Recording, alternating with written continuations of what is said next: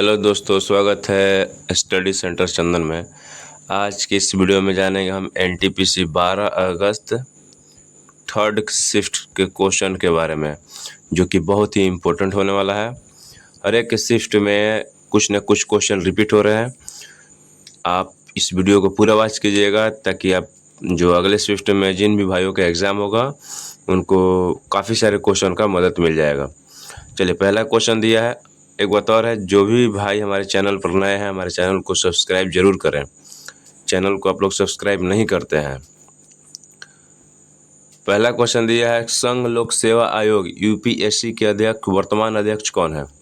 तो वर्तमान अध्यक्ष हैं डॉक्टर अजय कुमार। संघ लोक सेवा आयोग एक संवैधानिक निकाय है। भारतीय संविधान के 14वें अनुच्छेद 315 से 323 के तहत संघ लोक सेवा आयोग की संरचना, उसके सदस्यों की नियुक्ति और निष्कासन तथा संघ लोक सेवा आयोग की शक्तियों और कार्यों से संबंधित प्रावधान किए गए हैं। ठीक है। सदस्यों की नियुक्ति यूपीएससी के अध्यक्ष और अन्य सदस्यों की नियुक्ति भारत के राष्ट्रपति द्वारा की जाती है। केवल यूपीएससी का कोई भी सदस्य 6 साल की अवधि के लिए या 65 वर्ष की आयु तक जो भी पहले हो पद रहेगा। अगला क्वेश्चन है, लापता लेडीज फिल्म को 2025 के आईफा अवार्ड में सर्वश्रेष्ठ फिल्म का पुरस्कार मिला है। इस फिल्म के निर्देशक कौन है? तो लापता लेडीज फिल्म को 2025 के आईफा अवार्ड्स में सर्वश्रेष्ठ पुरस्कार मिला और इस फिल्म के निर्देशक है किरण राव। कौन है? किरण राव। अगला क्वेश्चन है कि 11वीं अनुसूची किससे संबंधित है? 11वीं अनुसूची भारतीय संविधान में 1992 में 73वें संशोधन अधिनियम द्वारा जोड़ी गई थी। यह पंचायती राज संस्थाओं की शक्तियों, अधिकारों और जिम्मेदारियों से संबंधित है। इसमें 29 विषयों को शामिल किया गया है। तो आपका करेक्ट आंसर हो जाएगा पंचायती राज संस्थाओं की शक्तियाँ, अधिकारों और जिम्मेदारियों से संबंधित है और इनमें 29 विषय भी शामिल है। अगला क्वेश्चन दिया है कि भारत का नेपोलियन समुद्रगुप्त किसको कहा जाता है? तो भारत का नेपोलियन जो आपको समुद्रगुप्त को कहा जाता है। टोटल 100 जो भी इसमें आपको क्वेश्चन रहेगा जीके का, जितने भी, उसमें 100% आपको करेक्ट एनालिसिस कराया जाता है। मार्च 2025 को डीआरडीओ और भारतीय नौसेना ने किस मिसाइल का सफलतापूर्वक उड़ान परीक्षण किया?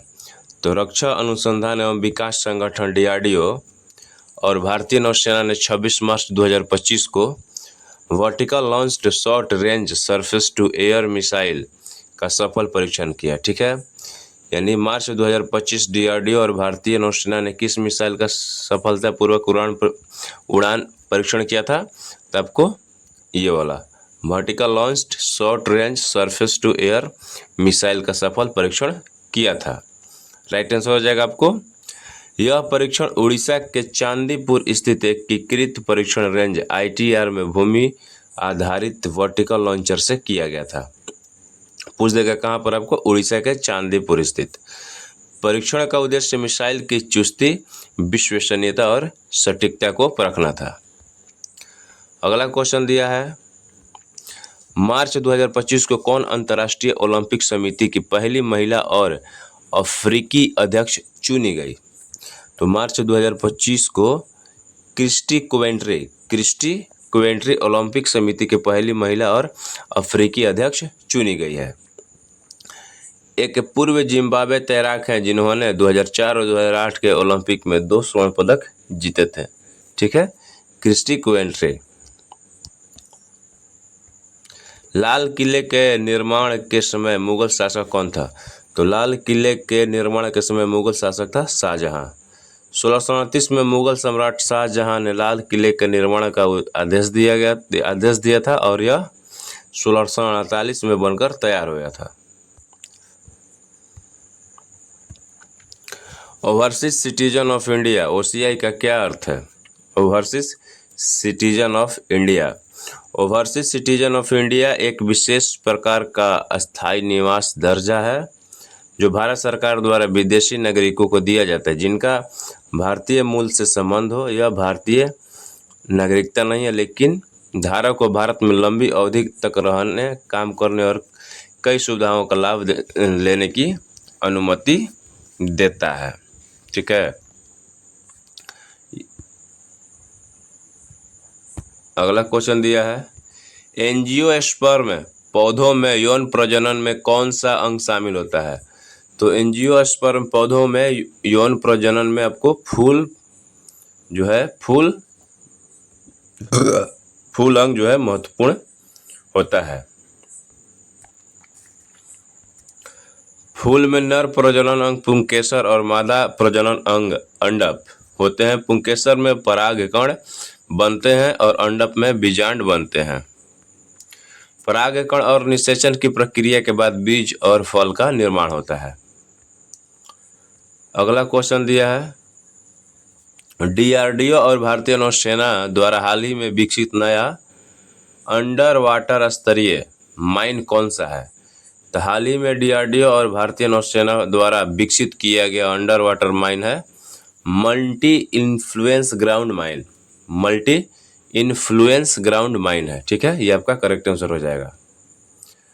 मल्टी इन्फ्लुएंस ग्राउंड माइन एक उन्नत अंडर वाटर नेवल माइन है जिसे विशेष रूप से आधुनिक स्टेल्थ जहाज़ों और पनडुब्बियों के खिलाफ भारतीय नौसेना की क्षमता बढ़ाने के लिए डिजाइन किया गया है।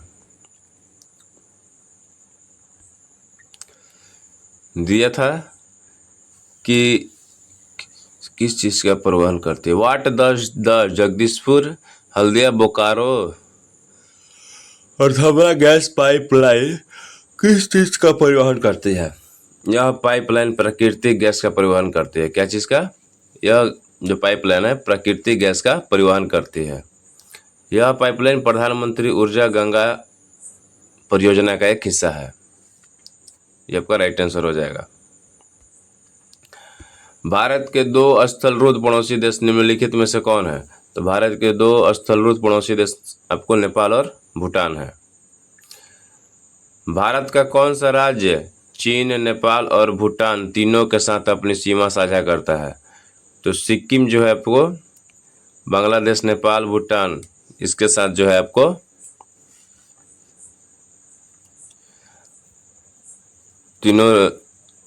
तीनों राज्य जो है वो आपको सीमा साझा करता है।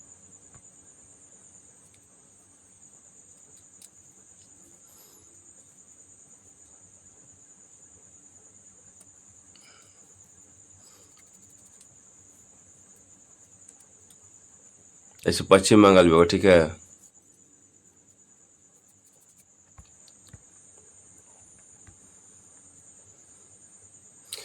मॉन्ट्रियल प्रोटोकॉल किस गैस के नियंत्रण के लिए बनाया गया था?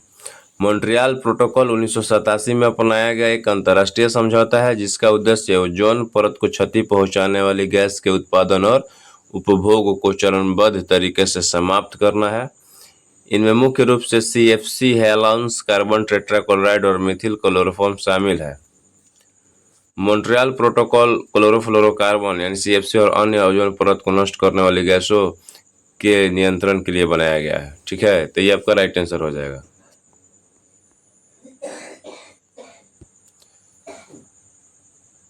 $1857 की क्रांति का इनमें से कौन सा कारण नहीं था? हाई टैक्स, लो वेजेस, रेस्किंग रिलीजियस। तो 1857 की क्रांति के प्रमुख कारणों में से निम्न शामिल थे। उच्च कर, यह एक कारण था अंग्रेजों की नई भू राजस्व प्रणालियों के चलते किसानों पर भारी भरकम कर लगाया जाता था। निम्न वेतन, भारतीय सिपाहियों को अंग्रेजी सिपाहियों से कम वेतन दिया जाता था जिससे असंतोष फैला। धार्मिक जो है कारण, अंग्रेजों की धार्मिक नीति और ईसाई मिशनरियों को बढ़ावा देना भारतीय समाज को नाराज करता था। रेस्किम जो है नस्लवाद, अंग्रेजों का भारतीयों के प्रति नस्लीय भेद भावपूर्ण रवैया जो कि 1857 के विद्रोह का एक प्रमुख कारण था। कम वेतन, सैनिकों और आम जनता की नाराजगी का बड़ा कारण नहीं था, इसलिए इसे प्रमुख कारणों में शामिल नहीं किया गया था। 1929 में सेंट्रल असेंबली में बम बटुकेश्वर दत्त के साथ किसने फेंका था? तो 8 अप्रैल 1929 को भगत सिंह और बटुकेश्वर दत्त ने दिल्ली स्थित सेंट्रल असेंबली में एक बम फेंका था। इस बम का उद्देश्य किसी को मारना नहीं था, बल्कि औपनिवेशिक सरकार का विरोध दर्ज कराना और जनता का ध्यान आकर्षित करना था। तो 1929 में सेंट्रल असेंबली में जो है बटुकेश्वर दत्त के साथ बम भगत सिंह ने फेंका था। कौन सा एप्लीकेशन फाइलों को व्यवस्थित और प्रबंधित करने के लिए उपयोग किया जाता है? आपको फाइल एक्सप्लोरर। क्या क्या है? File explorer. कंट्रोल+D दबाने के बाद क्या होता है? कंट्रोल+D का काम उपयोग किए जा रहे एप्लीकेशन पर निर्भर करता है। वेब ब्राउज़र में वर्तमान वेब पेज को बुकमार्क कर देता है। MS वर्ड में फ्रंट फॉर्मेटिंग विंडो खोलता है। विंडो कमांड प्रोमोट यह इंड को इनपुट सिग्नल भेजता है और जिससे कमांड इनपुट खत्म हो जाता है। जो भी आपका इसमें दिया होगा वो आपका करेक्ट आंसर हो जाएगा। 1991 में हुए निजीकरण का क्या अर्थ है? तो 1991 में हुए निजीकरण का अर्थ है सरकारी स्वामित्व वाले उद्योगों, कंपनियों या सेवाओं को निजी क्षेत्र को सौंपना, ताकि उनका संचालन, प्रबंधन और स्वामित्व सरकार के बजाय निजी हाथों में हो। SC और ST के लिए आरक्षण को 2030 तक किस संविधान संशोधन अधिनियम से बढ़ाया गया है?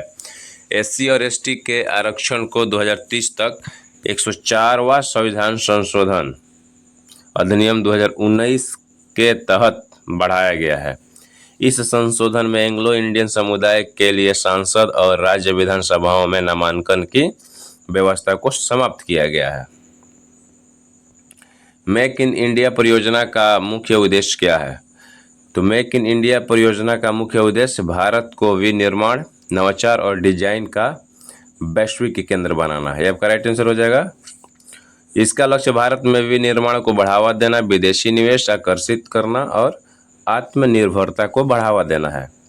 यह पहल 25 सितंबर 2014 को शुरू की गई थी। मेक इन इंडिया जो है 25 सितंबर 2014 को शुरू की गई थी।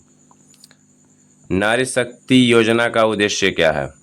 तो नारी शक्ति योजना का उद्देश्य महिलाओं के सशक्तिकरण, सामाजिक आर्थिक विकास और आत्मनिर्भरता को बढ़ावा देना है। अगला क्वेश्चन है, ग्रामीण युवा रोजगार योजना किससे संबंधित है? तो ग्रामीण युवा रोजगार योजना ग्रामीण विकास और रोजगार सृजन से संबंधित है। ग्रामीण युवा रोजगार योजना का मुख्य उद्देश्य ग्रामीण क्षेत्रों के युवाओं को रोजगार के अवसर प्रदान करना और उनकी आजीविका में सुधार करना है। नेक्स्ट क्वेश्चन दिया है, प्रॉपर्टी ओनर्स एसोसिएशन व स्टेट ऑफ महाराष्ट्र भूमि का मुद्दा किस पर आधारित था? यह मामला Maharashtra housing and area development act 1976 की धारा 8A के संवैधानिक वैधता से संबंधित था, जिसमें प्रॉपर्टी मालिकों की भवन स्थल जैसे संपत्तियों को शतगुण किराया के आधार पर अधिग्रहित करने की व्यवस्था थी। देवपुत्र की परिभाषा क्या है? What is definition of Devaputra? Devaputra शब्द का अर्थ है देवता का पुत्र या देवताओं का वंशज। प्राचीन भारतीय इतिहास में यह शब्द अक्सर कुषाण शासकों के लिए प्रयोग किया जाता था, जो स्वयं को देवता का पुत्र मानते थे। किसी फाइल को डिलीट करने पर वह कहाँ जाती है? तो किसी फाइल को जब डिलीट किया जाता है वो रिसाइकल बिन में जाती है। गोदान पुस्तक के लेखक कौन है? तो गोदान पुस्तक के लेखक हैं आप मुंशी प्रेमचंद। वहाबी आंदोलन की शुरुआत कहाँ से हुई? तो वहाबी आंदोलन की शुरुआत अरब में हुई थी, लेकिन भारत में रायबरेली के सैयद अहमद बरेलवी ने इसे लोकप्रिय बनाया और इसका नेतृत्व किया। यह आंदोलन 1820 के दशक में शुरू हुआ और इसका मुख्य उद्देश्य इस्लाम में सुधार करना और ब्रिटिश शासन को विरोध करना था। अगर भारत में बात करेगा तो कहाँ पर? रायबरेली में, ऐसे अरब में, नहीं तो रायबरेली में। डाल्टन का परमाणु मॉडल क्या बताता है? डाल्टन का परमाणु मॉडल बताता है कि सभी पदार्थ अत्यंत सूक्ष्म और अविभाज्य कणों, जिन्हें परमाणु कहते हैं, से बने होते हैं। यानी सभी पदार्थ अत्यंत सूक्ष्म और अविभाज्य कणों से बने होते हैं। जॉन डाल्टन ने सर्वप्रथम 1803 में यह सिद्धांत प्रस्तावित किया जिसका अधिक विस्तृत विवरण 1808 में प्रकाशित हुआ था। मुख्य बिंदु इसका क्या है? सभी पदार्थ छोटे छोटे अविभाज्य कणों से बने होते हैं। एक ही तत्व के सभी परमाणु द्रव्यमान और गुणों में समान होते हैं। रासायनिक अभिक्रियाओं में परमाणु न तो बनाए जा सकते और न ही नष्ट किए जा सकते हैं। विभिन्न तत्वों के परमाणु निश्चित अनुपात में मिलकर यौगिक बनाते हैं। इन सब का भी आपको ध्यान रखना पड़ेगा। 2025 में कितने राज्यों में विधान परिषद है? 2025 तक भारत में कुल 6 राज्य ऐसे हैं जिनमें विधान परिषद कार्यरत है।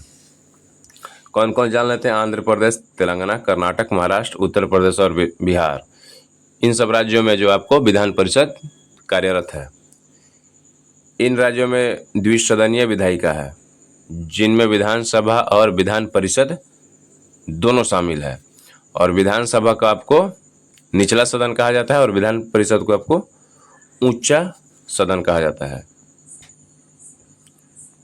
2025 में जेंडर गैप इंडेक्स में सबसे शीर्ष पर कौन सा देश है?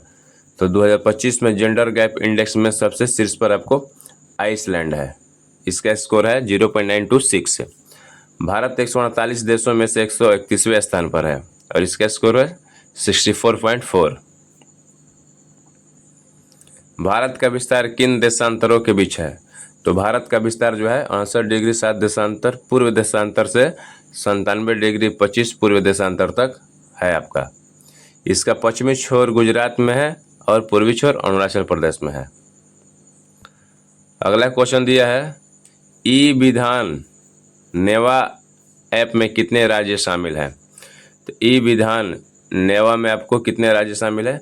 राष्ट्रीय ई विधान एप्लीकेशन नेवा का उद्देश्य एक राष्ट्र एक एप्लीकेशन के तहत लोकसभा और राज्यसभा सहित 37 राज्य और केंद्र शासित प्रदेशों के विधान मंडलों को डिजिटल बनाना। वर्तमान में 28 राज्य विधान मंडलों ने समझौता ज्ञापनों पर हस्ताक्षर किए हैं और 18 पूरी तरह से डिजिटल हैं। यह ऐप जो है राष्ट्रीय सूचना विज्ञान केंद्र NIC द्वारा बताया गया। इस पहल का उद्देश्य सभी राज्य विधानसभाओं को डिजिटल रूप में परिवर्तित करना है। नेक्स्ट क्वेश्चन दिया है, कंप्यूटर में सभी चल रहे ऐप्स और प्रक्रियाओं कहाँ पर संगठित रूप से देखी और प्रबंधित की जा सकती है? तो कंप्यूटर में सभी चल रहे ऐप्स और प्रक्रियाओं आपको टास्क मैनेजर पर संगठित रूप से देखी जा सकती है और प्रबंधित की जा सकती है। अगला क्वेश्चन दिया है, विमानपोत अधिनियम 2024-25 यानी भारतीय वायुयान अधिनियम 2024-25 किस पूर्व अधिनियम को प्रस्तावित करेगा? हाल ही में संसद ने भारतीय वायुयान विधेयक 2024 पारित किया जिसका उद्देश्य विमान अधिनियम 1934 अंतिम बार 2020 में संशोधित को प्रस्तावित करना और विमानन क्षेत्र में बड़े सुधार लाना है। नेक्स्ट क्वेश्चन दिया है, डॉक्टर लक्ष्मी नारायण सुब्रमण्यम को कला के क्षेत्र में उनके असाधारण योगदान के लिए 2025 में पद्म विभूषण अवार्ड से सम्मानित किया गया। यह किस वाद्य यंत्र से संबंधित है? तो वायलिन वादक से संबंधित है। राज्य के मंत्री परिषद किसके प्रति उत्तरदायी होते हैं? भारतीय संविधान का अनुच्छेद 164(2) के अनुसार राज्य की मंत्री परिषद सामूहिक रूप से राज्य विधानसभा के प्रति उत्तरदायी होते हैं। तब का राइट आंसर हो जाएगा राज्य विधानसभा। भारत में राष्ट्रीय ई विधान एप्लीकेशन लागू करने वाला पहला राज्य कौन सा था? तो भारत में राष्ट्रीय ई विधान एप्लीकेशन लागू करने वाला पहला राज्य है आपको नागालैंड। वीडियो अच्छी लगे तो लाइक कीजिए और चैनल को जरूर सब्सक्राइब कीजिएगा।